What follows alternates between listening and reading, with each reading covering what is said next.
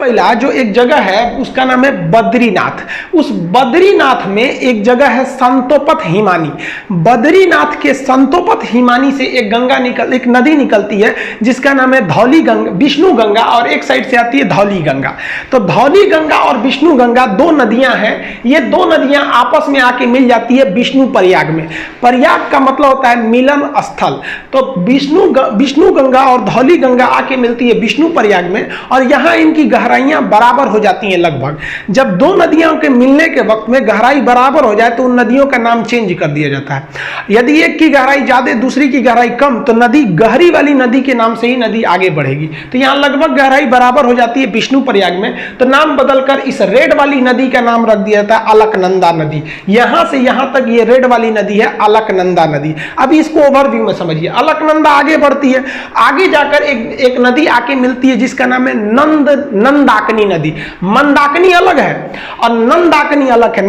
नंद लाला जो है नंदाकिनी नदी, नंदाकिनी नदी आके मिलती है। तो वो नंदाकिनी नदी कम गहरी है, अलकनंदा ज्यादा है, तो नंदाकिनी यहीं समाप्त हो जाएगी भूगोल के हिसाब से। अब ये भी जगह तो मिलन स्थल हो गया।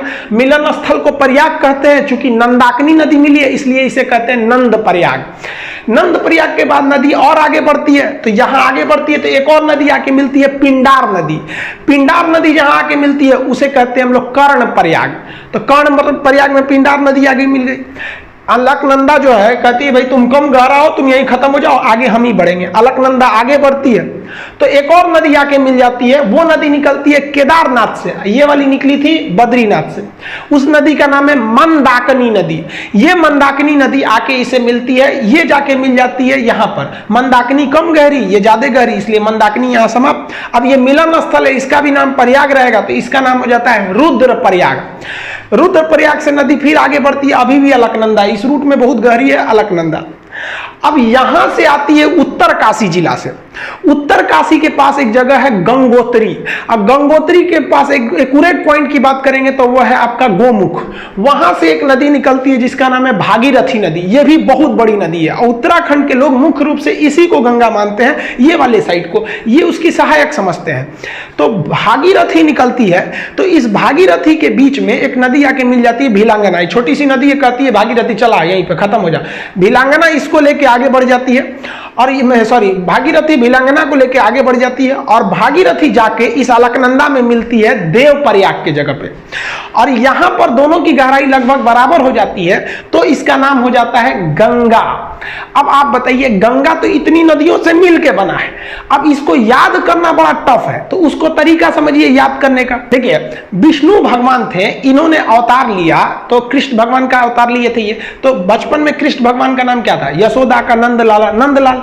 तो विष्णु भगवान क्या बने? नंदलाल बने। और ये जब बचपन में थे, आगे बढ़े, तो ये हमेशा इनके कान में बाली रहता था। आप देखेंगे कृष्ण भगवान कान में बाला पहनते थे, और गले में उसके बाद रुद्राक्ष की माला। तो लाइन से याद रखिएगा, विष्णु भगवान से याद रखेंगे विष्णु प्रयाग, नंदलाला से याद रखिएगा नंद प्रयाग। कान में बाली पहनते थे तो कर्ण प्रयाग, गले में रुद्राक्ष की माला रखते थे तो रुद्र प्रयाग।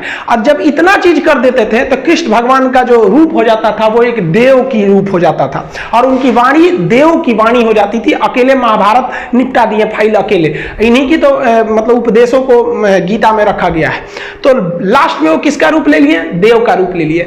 यही 5 प्रयाग है जिसे हम पंच प्रयाग कहते हैं। जो हिंदू धर्म के हिसाब से ये पंच प्रयाग घूमना बहुत ही शुभ माना जाता है, उसे अपने जीवन में ये पंच प्रयाग घूमना चाहिए। तो कौन कौन प्रयाग हो गया आपका? विष्णु भगवान से याद रखिएगा विष्णु प्रयाग, नंद प्रयाग, कर्ण प्रयाग, गले में रुद्राक्ष की माला तो रुद्र प्रयाग, और सकल हो गया इनका किस तरह से देव की भांति इनकी रूप हो गई तो देव प्रयाग। यानी 5 प्रयाग को मिला देते हैं पंच प्रयाग। तो सीक्वेंस आपको याद हो गया। अब पिछले स्लाइड पे चलते हैं। यहां देखिए, ये वाला प्रयाग कौन सा होगा? विष्णु प्रयाग।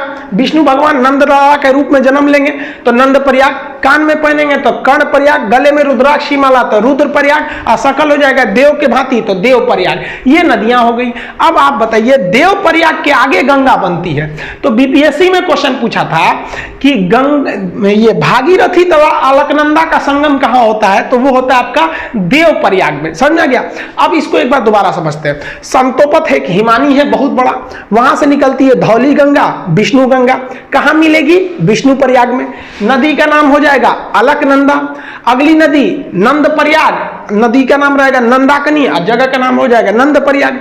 इसे भी अलकनंदा लेके आगे बढ़ेगी और अलकनंदा में आगे जाके मिलेगी पिंडार नदी। अब की जगह कौन हो जाएगा कर्ण प्रयाग। अलकनंदा फिर आगे बढ़ेगी मंदाकिनी को ले जाएगी अपने साथ, मंदाकिनी को ले आके मिलाएगी तो हो जाएगा रुद्रप्रयाग। गले में रुद्राक्षी माला हो गई। अब कृष्ण भगवान के पास यही सब तो चीजें थी, अब देव का रूप ले लेंगे। यहाँ पे भागीरथी आएगी अपने साथ भिलांगना को मिलाते हुए और मिल जाएगी देव प्रयाग में, और यहां से बन जाएगी गंगा। तो देखिए गंगा तो भाई साहब निकलती ही नहीं है, गंगा नदी बनती है इतनी नदियों से मिलकर। तो अगर आप ग्रुप डी खलासी चपरासी गैंगमैन सफाई कर्मी का एग्जाम देते हैं तो गंगा कहां से निकलती है, तो मार दीजिएगा भाई साहब उत्तरकाशी जिला के गंगोत्री के समीप गोमुख से। लेकिन अगर आप बड़े एग्जाम को देते हैं कमीशन लेवल का, पीसीएस यूपीएससी लेवल का, तो इतने छोटे लेवल का वो क्वेश्चन ही नहीं पूछेगा गंगा निकलती कहां से, क्योंकि उसको पता है कि भाई साहब गंगा निकलती नहीं है। गंगा एक बहुत बड़ा नदियों का एक पैटर्न है, ड्रेनेज पैटर्न है